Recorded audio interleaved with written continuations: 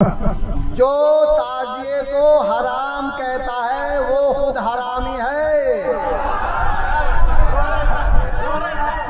حق ہے۔ جو تعزیے کو حرام کہتا ہے وہ حرامی ہے۔ محرم میں پہلے دن سے ڈھول بجانا شروع کر دینا۔ علی کے در کا کتا کہہ رہا ہے فتاوی عالمگیری دکھانا میرا کام ہے۔ ہمیں پیدا ہونے کے بعد بسم اللہ خوانی کے بعد اللہ تعالی نبویہ فی الفتاوی رضویہ ہاتھوں میں دی ہے۔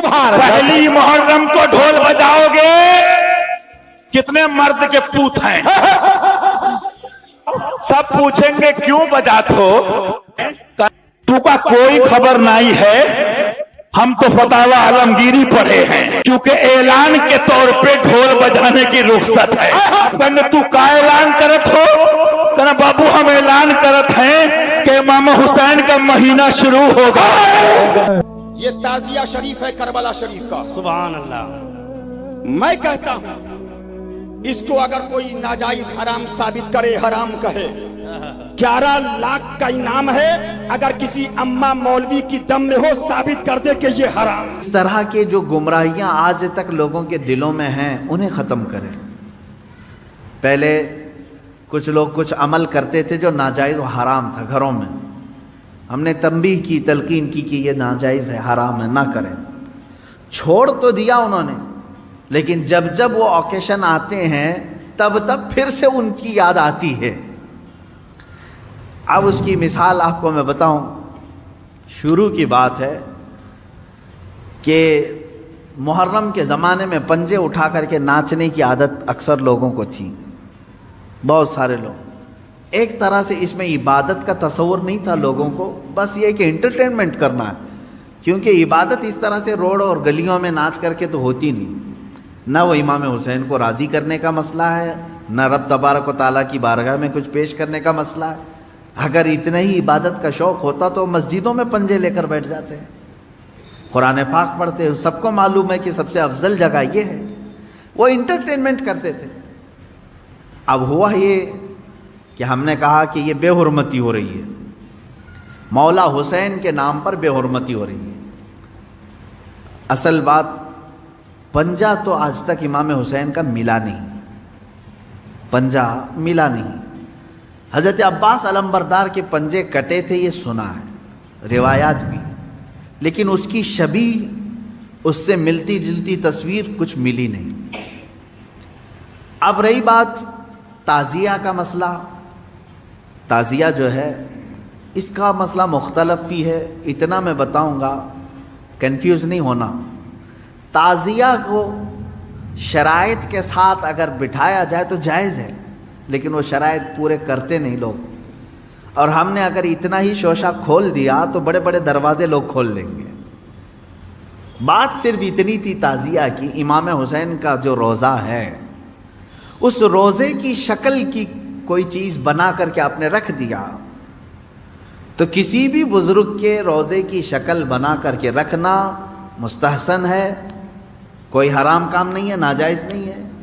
جیسے ہم گنبد خضرا بناتے ہیں، خانہ کعبہ بناتے ہیں، ہوتا ہے گنبد خضرا جہاں ہوگا ہم تعظیم کے ساتھ دیکھتے ہیں، لیکن اس کے ساتھ اگر ایسے معاملات ہوں کہ اس کو لے کر کے سڑکوں پہ ہم گھومیں گے، ناچیں گے، اور پھر اس پر چڑھاوے کریں گے، پھر اس کے ساتھ اپنے عقیدے جوڑ لیں گے، تو یہاں سے شیطان پھر گمراہ کرنا شروع کرتا ہے۔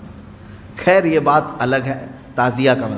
رہی بات پنجے کا، پنجے کی جو لاجک ہے وہ نہیں سمجھ میں آئی، مجھے کوئی سمجھا دے۔ میں نے اس سے قبل بھی بہت پہلے ہی کہا تھا، میں خود اٹھاؤں گا۔ پنجے کی کیا خصوصیت ہے؟ اگر امام حسین شہید کربلا رضی اللہ تعالیٰ عنہ کے ہاتھ کا نشان لے کر کے کوئی اٹھا کر گھومتا ہے، میں تو کہوں گا ہاتھ کیوں اٹھاتے ہو؟ اس سے بہتر ہے کہ مولا حسین کا قدم اٹھا کر کے گھومیں، کیونکہ ہمارے لیے ان کے قدم تک پہنچنا بھی بہت دور کی بات ہے۔ قدم اٹھا کر کے کوئی گھومتا ہوا نہیں دکھا مجھے، کوئی تلوار اٹھا کر کے دکھا۔ تو اس میں ہاتھ کی کیا خصوصیت ہے یہ تو مجھے لاجک اب تک نہیں معلوم، بہرحال ایک ٹاپک الگ ہے۔ ہم تو سینہ چوڑا کر کے ہر حسینی کہتا ہے ہم حسینی ہیں. مٹ گیا دور یزیدی لوگوں، اب زمانہ میرے حسین کا ہے. ہر حسینی فخر سے سر اٹھا کر کہتا ہے ہم حسینی ہیں، مگر کسی یزیدی میں ہمت نہیں ہے کہ کہے کہ وہ یزیدی ہے. اگر یزید کی اولاد بھی ہے تو بھی کہتا ہے کہ ہم تو حسینی ہیں. ارے بھیا کیسے حسینی ہو تم؟ یہ عجیب و غریب بات ہے نا. ایک طرف کہہ رہا ہے حسین کا تعزیہ حرام، کھچڑا حرام، ملیدہ حرام، شربت حرام، نیاز حرام، نظر حرام، امام بارگاہ میں جانا حرام، علم حرام، اور پھر کہہ رہا ہے میں حسینی ہوں. یہ تو وہی بات ہے نا، چور چوری کرے اور جلسے میں چوری کے خلاف تقریر کرے. سب حرام. میں نے کہا پھر تو حلالی کیسے ہو گیا؟ سب حرام. اب پھر کہہ رہا پھر بھی حسینی ہے.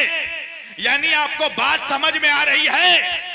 ہر عمل یزیدی، مگر پھر بھی منہ سے کہہ رہا ہے حسینی ہوں.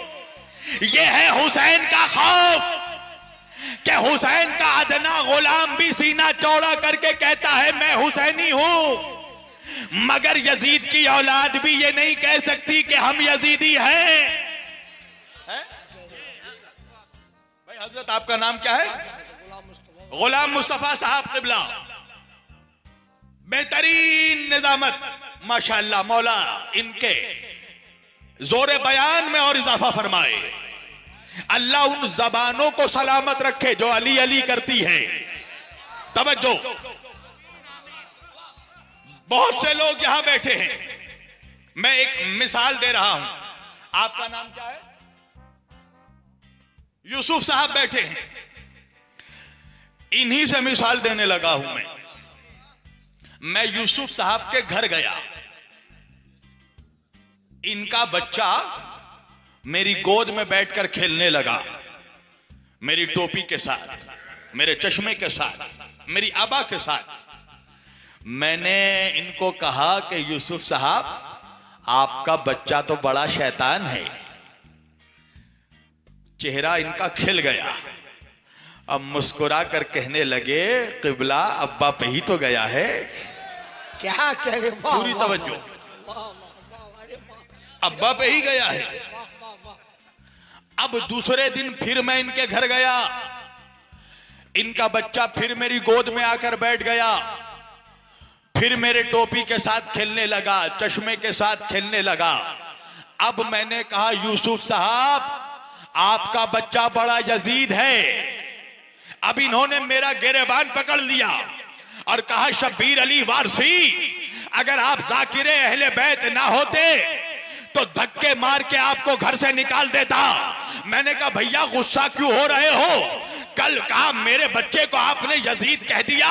میں نے کہا ہو، کل شیطان کہا تھا تب ناراض نہیں ہوئے، آج کیا ہو گیا؟ یوسف صاحب کہنے لگے مولانا شیطان بننا گوارا ہے مگر قاتل حسین بننا گوارا نہیں ہے. کوئی یہ کہتا میں تو حسین سے بہت محبت کرتا ہوں، تعزیہ بناؤں گا، میں تو گھماؤں گا، میں تو یہ کروں گا. اگر تم تعزیے کو منع کر دو تو تم سے جھگڑ جائے گا. لوگوں ایک بات بتاؤں یار، ہم یہ نہیں کہتے تعزیہ نہ بنا. میری یہ بات ذرا کان کھول کے سننا. ہم تعزیے کے مخالف نہیں ہیں، ہم تعزیہ داری کے مخالف ہیں. ہم تعزیے کے مخالف نہیں ہیں، ہم تعزیے کے نام پہ ہونے والی خرافاتوں کے مخالف ہیں. یار بڑی تکلیف ہوتی ہے لوگوں جب حسین کے نام پہ خرافاتیں کی جاتی ہیں، جب حسین کے نام پہ بے پردگیاں کی جاتی ہیں، جب حسین کے نام پہ حرام کاریاں کی جاتی ہیں، تب تکلیف ہوتی ہے. اگر کسی کو تعزیہ بنانا، لوگ مثالیں دیتے ہیں غریب نواز نے تعزیہ بنایا تھا، لوگ مثال دیتے ہیں نظام الدین محبوب الہی کے ہم تعزیہ بنتا تھا، لوگ مثال دیتے ہیں فلاں کے ہم تعزیہ بنتا تھا. تم کیوں منع کرتے ہو؟ آج کے نئے مولوی ہو گئے اور لوگوں میں منع نہیں کرتا. میں کیا کوئی مولانا منع نہیں کرے گا. کان کھول کے سن لے، غریب نواز کی تو مثال پیش کر رہا تعزیہ بنایا تھا، نظام الدین محبوب الہی کی بات کر رہا وہاں تعزیہ ہوتا تھا. تو ہاں میں بھی کہتا ہوں اگر تجھے تعزیہ بنانا بنا ہے تو مخالفت نہیں کرتے، لیکن جیسا غریب نواز کے ہاں تعزیہ بنتا تھا ایسا تعزیہ تو بھی بنا لے، جیسے نظام الدین محبوب الہی کے ہاں تعزیہ ہوتا تھا ایسا تو بھی بنا لے۔ بتا غریب نواز کے ہاں تعزیے میں کہاں ڈھول بجایا جاتا تھا؟ غریب نواز کے تعزیے میں بتاؤ مسلمانوں کہاں بے پردہ بیٹیوں کو سامنے گھمایا جاتا تھا؟ آج جب ہمارے تعزیے نکلتے ہیں تو میں نے دیکھتے ہیں کہ میلے لگتے ہیں، ان میلوں میں تعزیوں کی جتائیاں اور ہرائیاں ہوتی ہیں، لوگوں تعزیوں کے سامنے ڈی جے چلتے ہیں، پھر ہماری ماں بہنیں بے پردہ تعزیوں کے سامنے اسے دیکھنے آتی ہیں، میلہ دیکھنے آتی ہیں۔ وہیں ہمارے نوجوان لڑکے بھی ہوتے ہیں، ہماری نوجوان بیٹیاں بھی ہوتی ہیں۔ بتاؤ امام حسین کے نام پہ آج بے پردگیاں ہو رہی ہیں، آج تعزیے کے نام پہ بے پردگیاں ہو رہی ہے۔ اے میرے مسلمان بھائیوں، میں تعزیہ بنانے منع نہیں کرتا، اگر تمہیں واقعی تعزیے سے محبت ہے تو تمہیں مبارک ہو۔ جیسا تعزیہ غریب نواز کے یہاں بنایا جاتا تھا ایک تعزیہ بنا لو جس میں روزہ امام حسین کا نقشہ ہو، جس میں کربلا شریف کا نقشہ ہو، وہ تعزیہ بنا کے ایک جگہ رکھ لو۔ یہ تعزیہ ہے جس میں لال قلعہ تم نے بنا رکھا ہے؟ یہ کون سا تعزیہ ہے کہ جس کے اندر تم نے آگرے کا تاج محل بنا رکھا ہے؟ یہ کون سا تعزیہ ہے جس میں قطب مینار تم نے بنایا ہے؟ یار یہ تو تعزیے کے نام پہ تعزیے کے نام پہ لوگوں کو بہکایا جا رہا ہے، گمراہ کیا جا رہا ہے۔ یار تعزیت حسین کی یاد کے لیے، تعزیت امام حسین کی یاد کو تازہ کرنے کے لیے تو امام حسین کی یاد لال قلعہ سے تازہ نہیں ہوگی، امام حسین کی یاد قطب مینار سے تازہ نہیں ہوگی، امام حسین کی یاد آگرہ کے تاج محل سے تازہ نہیں ہوگی، کربلا کے نقشے سے تازہ ہوگی، امام حسین کے روزے سے تازہ ہوگی۔ میرے بھائیوں، میں تعزیے کو منع نہیں کرتا، آپ تو شوق سے بنا لو، تعزیہ بناؤ، اس کے اندر دنیا کی خرافات نہیں ہونا چاہیے، بس کیا ہو امام حسین کے روزے کا نقشہ ہو، کربلا کا نقشہ ہو، اور تعزیہ بنا کے عزت کے ساتھ رکھ لیا جائے، اور رکھنے کے بعد میں اس کی زیارت کر لی جائے۔ یہ جائز ہے، ہم منع نہیں کرتے۔ میرے بھائی